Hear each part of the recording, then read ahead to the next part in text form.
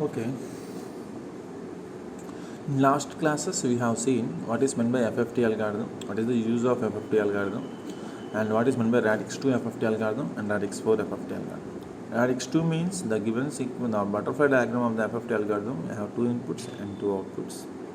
Radix 4 means it has 4 inputs and 4 outputs, which are divided based on decimation in time and decimation in frequency. Now we have go for the in between those two, that is called split radix FFT algorithm. From the signal flow graph radix 2 decimation in frequency, even numbered points of DFT computed independently and also odd number. I said even number computed differently, odd number computed differently. Why we have to use these two different algorithms? You know, radix 2, radix 4 is better than radix 2. We very well known about those table. In such case, even parts are separated, find out separately. Odd parts are find out separately. Why can't we use radix 2 for even and radix 4 for odd? That means using two different computational methods for independent parts of algorithm, which is the object of reducing number of computations. That means for even and odd, we use radix 2, we have 32. For radix 4, we have 24. If you use half amount for radix 2, for half another half for radix 4, the total number of computations are reduced till further. That is the use of split radix FFT algorithm. Why sir? For even parts we use DFT separately, for odd parts we use DFT separately. That's why for even parts we use radix 2 algorithm, for odd parts we use radix 4 algorithm to reduce the number of computations. So this is a structure. SRFFT means split radix FFT algorithm by using L shape. Okay, first two, that means these two, it's a radix 2. Why? Because those are the even signals. We get x2 of k. For these two, we use radix 4. Okay, to get odd. That means x of 2k. For even parts, we get the radix 2 algorithm. For odd parts, x of 4k plus 1, x of 4k plus 3, we use radix 4 algorithm to reduce the number of computations. This is the SRFFT algorithm. Note down, that's L-shape algorithm. We will by using radix 2 and radix 4 combinedly, we get this type of algorithm called split radix FFT algorithm. Okay, this is the case. That means how many number of additions and how many number of multiplications are required for using n point complex DFT. For n equal to 16, for radix 2 we require 24 multiplications. For radix 4 we have 20. For split radix we have 20. Okay, for real additions, for radix 2 we require 152. For radix 4 we require 148. For radix split radix we have 148. Okay, that means if the n value increased, okay, compared to radix 2 and radix 4, split radix number of computations are reduced. Is this table the main point of view of this table is how many number of multiplications we require for radix 2, radix 4, radix 8 and split radix. How many number of additions we require for radix 2, radix 4, radix 8, split radix. In the previous table we have differentiate DFT, FFT. Here we differentiate FFT of different cultures, radix 2 algorithm, radix 4 algorithm, split radix. In this case, when the n value is very high, split radix is better. N value is moderate, radix 4 is better. For n value is low, that means n equal to 8, up to 8 or 16, radix 2 is better. Based on number of samples in the given sequence, based on length of the given sequence, we will go for different type of algorithms. Okay. Next, applications of FFT algorithm. Okay, first application, it is used to find out the DFT of a given sequence. We have a number of applications. FFT find application in variety of areas like linear filtering, correlation and spectrum analysis.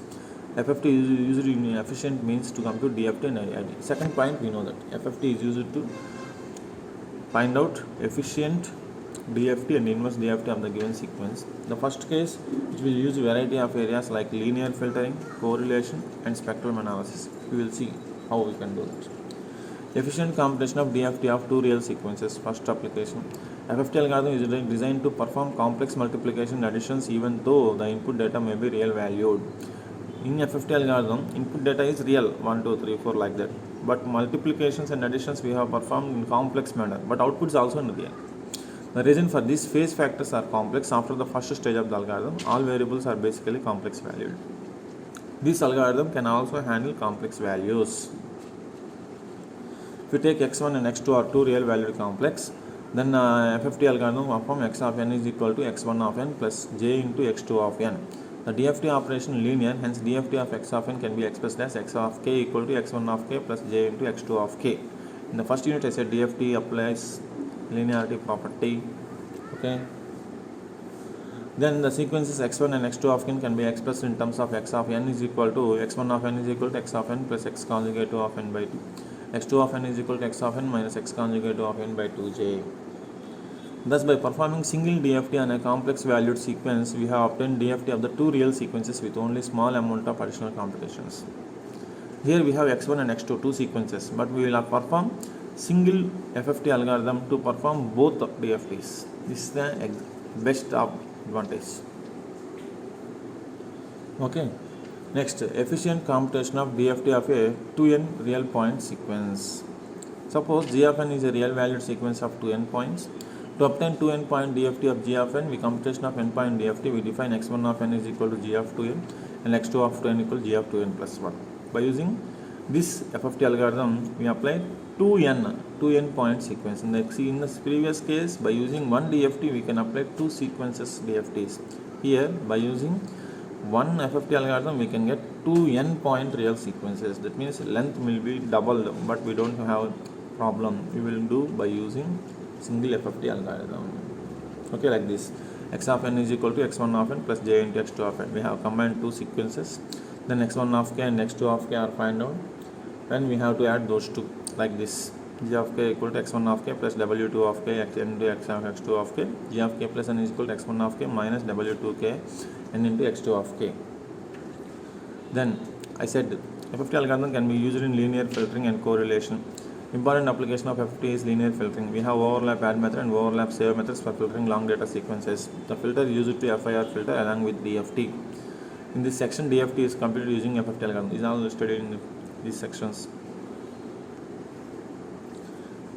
Okay, that means linear filtering means we have to find out the output of a given system without convolution concept. Without convolution concept, we have to find out the output of a given system by using FFT algorithm. We can find out those.